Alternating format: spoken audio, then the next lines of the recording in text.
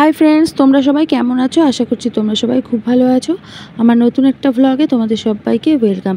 দেখো, বাবুকে নিয়ে যাচ্ছিলাম অ্যাবাকাস ক্লাস করানোর জন্য, আর এদিকে রাস্তায় আসতে না আসতেই বৃষ্টি শুরু হয়ে গেল। আর তারপর পরে আমরা বৃষ্টির মধ্যে অটো পেয়ে গেলাম। তারপর অটো থেকে নেমে পড়লাম আমরা বর্ধনবেড়িয়া বাজারের উপর। আর তারপর যেটা হলো আমাদের সাথে, 10 টাকা নিয়ে নেন।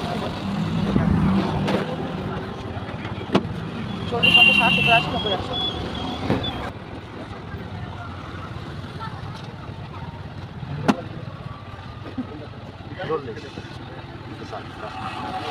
বাবা, একটা টাকা হিসাব করতে এত সময় লাগে? এই তো 40 টাকা, 50, 60, 70, 80, 90, 100। হ্যাঁ, এখন ঠিক আছে। আমার মনে হয় ভদ্রলোক ভীষণ একটা টেনশনের মধ্যে ছিলেন, কারণ আমি ওনাকে 100 টাকার নোট দিয়েছিলাম, 35 টাকা উনি ভাড়া নিতেন। বাকি টাকাটা আমাকে ফেরত দেওয়ার সময় উনি অনেকটাই সময় লাগিয়েছিলেন, আর বুঝতেও পারছিলেন না। তো যাই হোক, তারপর দেখো বাচ্চাদেরকে আমি স্কুলের মধ্যে ঢুকিয়ে দিয়ে বাইরে বসেছিলাম।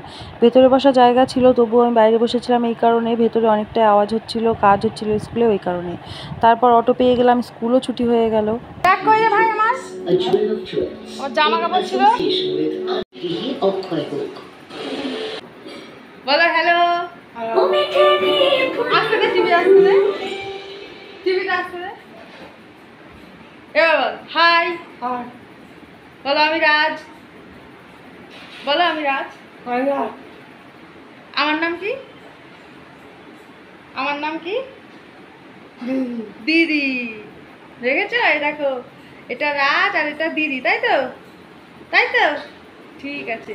তুমি খেয়েছো সকালে? আচ্ছা, ঠিক আছে। তারপর আমি চলে আসলাম বাড়িতে। আর বাড়িতে আসার পর মায়ের যেহেতু শরীরটা খারাপ ছিল, ওই কারণে আমি মায়ের কিছু কাজকর্ম করে দিয়ে তারপর চলে আসছিলাম বাড়ি। আর এর মধ্যে দেখো দাদা আর ভাই একটা জায়গায় বেরোচ্ছে। ভাইয়ের একটা এক্সামের জন্য মানে একটা জায়গায় যাওয়ার দরকার ছিল, ওই কারণে ভাই দাদাকে সাথে নিয়ে যাচ্ছে। দাদা তো দোকানটা বন্ধ করেছে, তারপরেও আরেকবার শিওর হলো। আর এদিকে দেখো, আমি একটা বাড়িতেই রান্নাবান্নার কাজটা সেরে নিলাম, কারণ দুই বাড়িতে রান্না করতে গেলে অনেকটাই সময় নষ্ট হতো। আর আমার আজকে কাজ আছে, যে কারণে আমি এই বাড়িতেই রান্নার কাজটা সেরে নিলাম। তারপর দেখো, বাড়ি যাওয়ার পর আমি ওকে ফোন করেছিলাম কখন বাড়ি আসবে, ও বললো একটু দেরি হবে, ওই কারণে আমি ভাত খেয়ে নিলাম। আর ভাত খাওয়ার পর দেখো কী কাজের জন্য এসেছি সেটা অবশ্যই তোমরা আমার শর্ট ব্লগে দেখতে পারবা, তার জন্য অবশ্যই সাথে থেকো। দেখা হচ্ছে পরের ভিডিওতে, সবাই ভালো থেকো।